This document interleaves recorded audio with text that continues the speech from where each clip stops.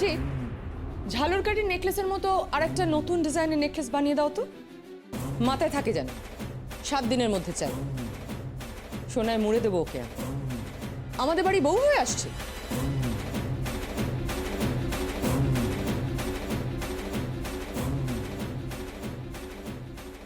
আপনাদের বাড়ির বউ মানে?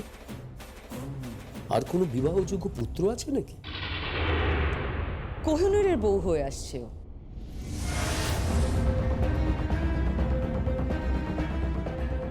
কোহিনূর বাবার বউ? কোহিনূর বাবার স্ত্রী তো আমার মেয়ে। চুপ, একটা কথা বলবে না। যেটুকু করতে বলেছি শুধু সেইটুকু করবে। আদার ব্যাপারে জাহাজের খোঁজ রাখতে যেও না, যাও যাও।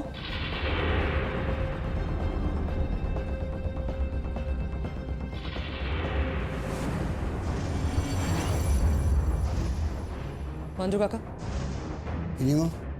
গয়নাগুলো প্যাক করে দিন। ত্রিধা, শোনাবো, চলে এসো।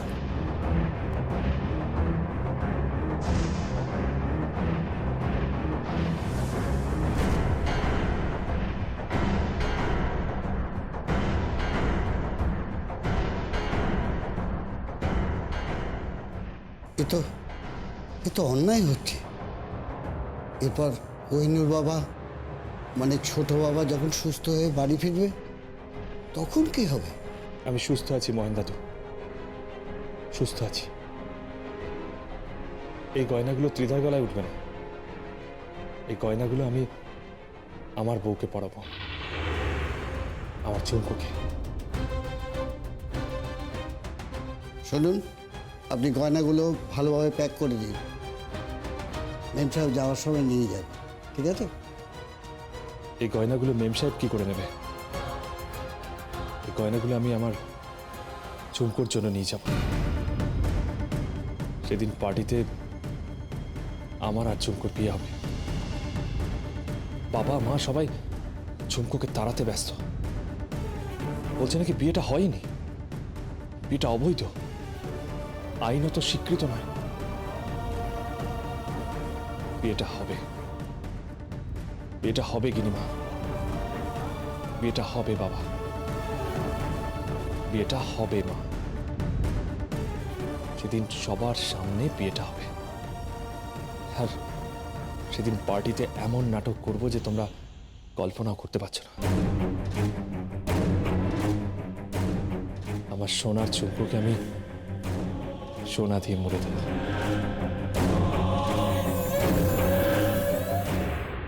চাকর, 2 টাকার চাকর একটা, তোর সাহস কি করে হয় সবার সামনে দাঁড়িয়ে আমার চোখে চোখ রেখে কথা বলিস?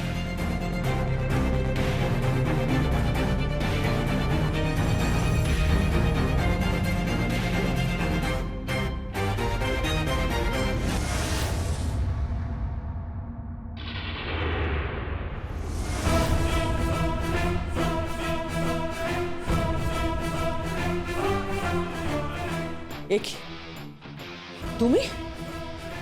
হ্যাঁ ম্যাডাম, এইভাবে একজন বয়স্ক মানুষকে অপমান করছেন গিনি ম্যাডাম? আপনারা তো গিরগিটির মতো রং বদলাচ্ছেন বড্ড তাড়াতাড়ি। এই শোরুম, এই গয়না সবটাই তো বেআইনিভাবে হস্তগত করার চেষ্টা করেছেন, সেটা সফল হবে। আর রইল বাকি আমার বাবার কথা। বাবা, তুমি আজকেই চাকরি ছাড়বে। না, তুই জানিস না মা। আমি সব জানি বাবা, আমি সব জানি। তুমি তুমি দিভাইকে খুঁজছো তো? দিভাইকে খুঁজে আনার দায়িত্ব আমার দায়িত্ব বাবা। তোমাকে আমি বলে রাখছি বাবা, ওই মহিলার লাল চোখ দেখার কোনো দরকার নেই, তোমার কোনো দরকার নেই। তুমি আজ থেকে এখানে আর চাকরি করবে না, করবে না বাবা। শোন শোন, আমার কথাটা শোন। না বাবা, তুমি চাকরি করবে না। আমার দিব্যি রইল, যদি তুমি চাকরি করো তুমি আমার মরা মুখ দেখবে।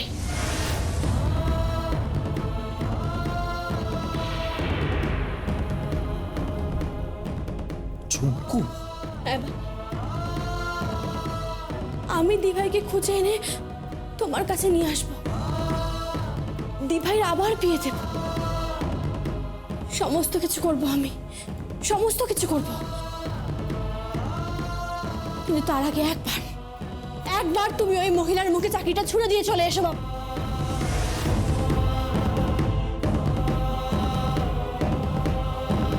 আমার তৃপ্তি হবে বাবা, আমার তৃপ্তি হবে। শ্বশুর বাড়িতে আমার বাবার অসম্মান আমি সইতে পারবো না বাবা, কিছুতেই পারবো না আমি। দয়া করো বাবা, দয়া করো আমাকে, দয়া করো বাবা। আমার জড়ো আমাকে তুই খুঁজে এনে দিবি তোমার। হ্যাঁ বাবা, খুঁজে এনে দেব।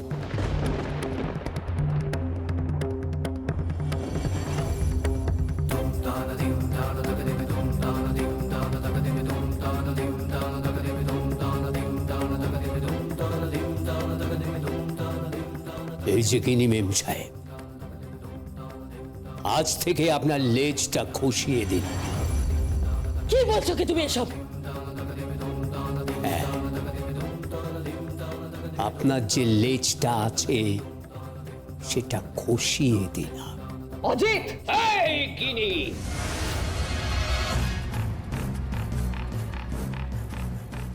শোন, তুই আমার থেকে বয়সে ছোট। How dare you! তুই আমার থেকে বয়সে ছোট। তোদের এই কোম্পানি দাঁড়িয়ে আছে আমার হাতে করা নকশার উপরে। দরকার হলে বড় বাবার কাছে জেনে নিস। আজ বলে গেলাম, তোর চাকরিতে আমি লাথি মারি, লাথি মারি। অজিত! চল মা। দাঁড়াও বাবা, আর একটা লোকও কাঁদছে, তাকে একবার জানাবে না যে তুমি এই চাকরিটা ছেড়ে দিয়েছো?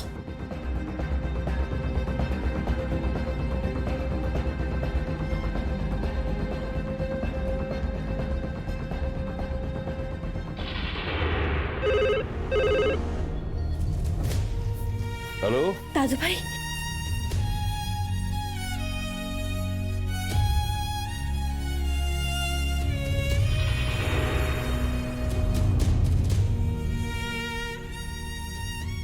বড় বাবা, অজিত বলছে। বড় হালকা লাগছে বড় বাবা, বড় হালকা লাগছে। যে পাথরটা বুকের উপর চাপা ছিল সেটা নামিয়ে দিয়েছি। কি করেছিস তুই? চাকরিটা ছেড়ে দিয়েছি বড় বাবা। লাথি মেরে দিয়েছি কিনি রায়ের চাকরিতে। বেশ করেছিস, বেশ করেছিস। আরে তুই চাকরি করতে যাবি কেন? তুই তো অংশীদার। ওকে একটা সুযোগ পেতে দে না। আরে আমার এই অসুস্থতার সুযোগ নিয়ে ওই ছেলে মেয়েগুলো আমাকে নিয়ে খেলা খেলছে। একটা সুযোগ পাই, তারপর দেখিস আমি ওদের এমন শাস্তি দেব না, ওরা বুঝবে যে বাপেরও বাপ আছে। ভগবানও ওদের শাস্তি দেবে। বড় বাবা, আপনার বাড়িতে নাকি একটা বড় পার্টি হচ্ছে। সেই বাড়িতে ওরা একটা নতুন মেয়েকে বউ সাজিয়ে নাটক করবে। বন্ধ করুন বড় বাবা, বন্ধ করুন এসব, নইলে অভিশাপ লাগবে এ পরিবারে। একটা বউয়ের অভিশাপ। তোমার বাবা জেলে পচে মরবে, পচে মরবে। আমি দায়িত্ব নিয়ে তোমায় বলছি, তোমার বাবা, ওর বাবা জেলে পচে মরবে। তোমার মা মতি মরেছিল, তুমি মরবে। আর তোমার বাবা সারা জীবন জেলের ঘানি টানবে, সারা জীবন জেলের ঘানি টানবে। হোয়াট? এটা কি করে সম্ভব? না না, এটা কি করে সম্ভব? এটা